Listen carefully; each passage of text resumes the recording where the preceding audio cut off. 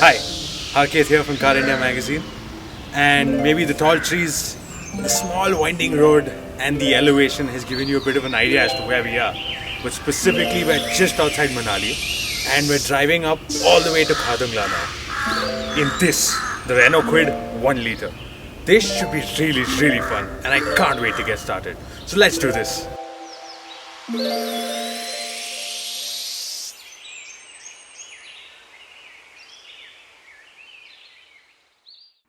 Our journey didn't quite begin in Manali though. Instead, we started off from Delhi. The Rashtrapati Bhavan made for the perfect backdrop to begin our trip. From there, it was a quick drive to Chandigarh and beyond, before entering the hills for the very first time at Swargat. By the time we made it to Manali and our hotel, it was already night. The following morning, it was off again with the mountains and our first pass, Rohtangla, creeping ever closer. Our first taste of the mighty Himalayas and the first test for the Kwid.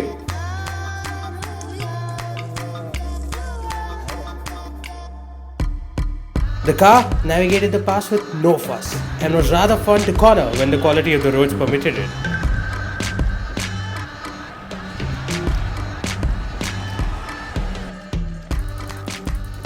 We stopped at Zingzingwa for a spot of breakfast before registering at the checkpost and continuing on our way. From there on, we tackled Baralachala, drove past Sarchu, climbed the Gata loops, crossed Lachungla and made it to the More Plains.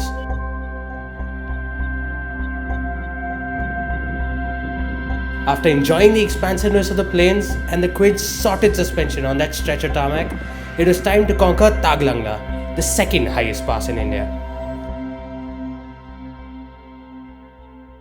This too was easily accomplished from behind the wheel of the Kwid, which had proved to be excellent so far. Soon enough, we arrived in Leh Valley and stopped off at the historic Shea Palace. This, now crumbling structure, was built in 1655 as a summer palace for the royalty of Ladakh. It is an enigmatic edifice, even today, and offers some breathtaking views as well.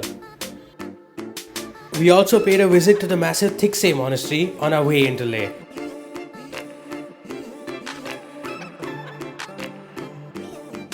Finally, the day of reckoning has arrived. We're in Leh, we're about to drive up to Khadungla, the highest motorable road in the world. In this, the Renault Kwid 1 litre. It stood up to everything we've thrown at it so far, and this is its final hurdle.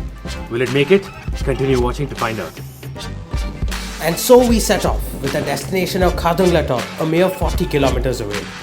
Those 40 kilometers started off pretty great too, but once past the South Kulu checkpost, the roads transitioned into rough mud paths with water crossings and rocks tossed in for good measure.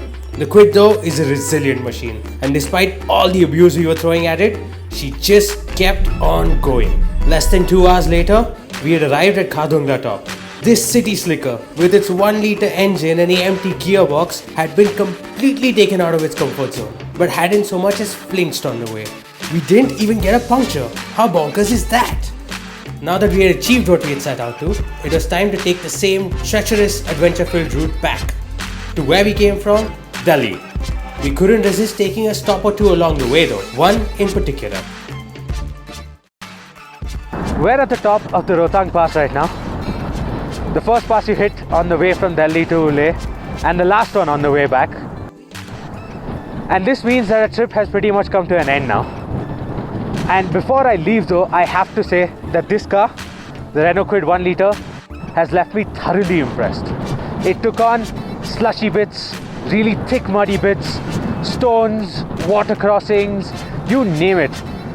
Even the steep slopes of Khadungla did not faze it. I mean, it's done everything we've asked of it and looked good while doing it too. What more can you ask for? Anyway, this is Harket from Car India magazine signing off. Make sure to subscribe to our channel and all other social media to keep up with everything that we're up to, because we're always doing crazy stuff like this. I'll see you soon. Goodbye.